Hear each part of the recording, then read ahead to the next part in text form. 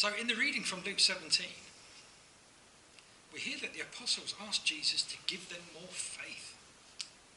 In other versions, they asked that he increase their faith. But I love this reading because it immediately reminded me of the musical Oliver, where the young boy goes up and goes, "Please, sir, can I have some more?" And his response is, "More, boy!" Wouldn't it be great if Jesus had done just that? If he'd turned around and said, "More apostles!" Or even better, if he'd stood there and patted himself down, going, "Oh, sorry, I left all my spare faith in my other Galilea." Now, I think that would have been awesome. I know I would have been tempted to do just that.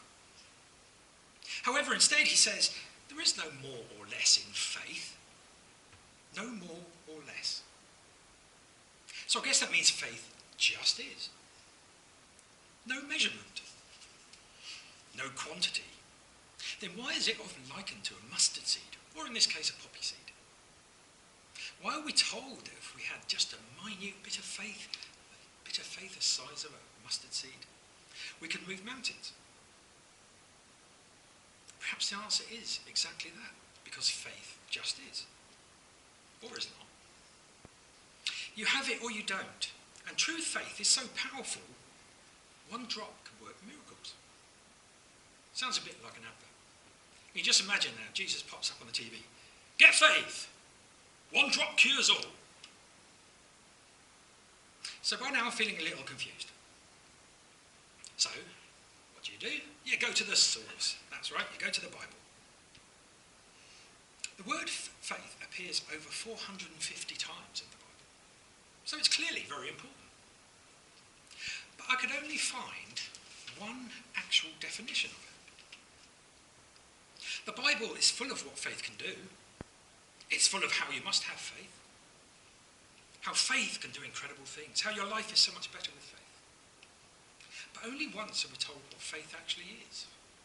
In Hebrews 11, we are told, faith is the assurance of things hoped for, the conviction of things not seen. A catchy phrase. And the fact that we are only given this one definition actually helps me understand faith better. Usually you will see loads of definitions for a word. I mean, you look in the dictionary, look under faith, there's lots of definitions. But to me, this one phrase tells me what faith truly is. And that's why it can't be measured. Although I think we all compare our faith to others. We question it, we examine it, we pull it apart. But still, it can't be quantified. There is no empirical measure for faith. You can't get a slide rule out and go, "Oh, look, I've got this much faith." You can't get a set of scale, stand on it, and it comes up and goes, "You are 10 stone and 34 faith." Exactly. Faith is such a personal, individual thing. It's such an integral part of us and who we are. You can't give it to someone.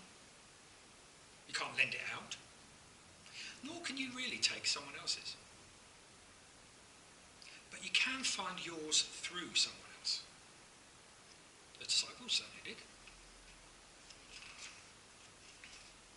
You can help someone find theirs, guide them on their journey, support them. That's discipleship, isn't it? Each of these were perfectly modelled by Jesus. He understood the nature of faith and how you can help people find it. Open their eyes to its existence. You can't force it on them. You can't really control it. And if you try, you smother it. And it loses its light. We've said here many times before, faith is a journey. And we've all said, "Oh, I'm on my faith journey." Or, "This is my faith journey." And when someone comes up to you and says, "Well, what was your faith journey?" you kind of know what they mean. But I would take that a bit further. And I kind of likened it to walking the South Downs way. Often you can see the destination you've chosen, the next waypoint. But it's only when you start walking that you actually realise the ground goes up and down. So that point is a lot further away than you originally thought. But that is what makes the journey so exciting That is what makes the journey more worthwhile. You learn more from those ups and downs than you do from a straight path from A to B. So I'll kind of finish with a question we started with. What is faith? To me, it is summed up by Hebrews 11. The assurance of things hoped for and the conviction of things not seen. Which to me personally means believing in my heart that what I ask for will be given. And knowing in certainty that God is there and listening. That's what that saying means to me. But what does it mean to you?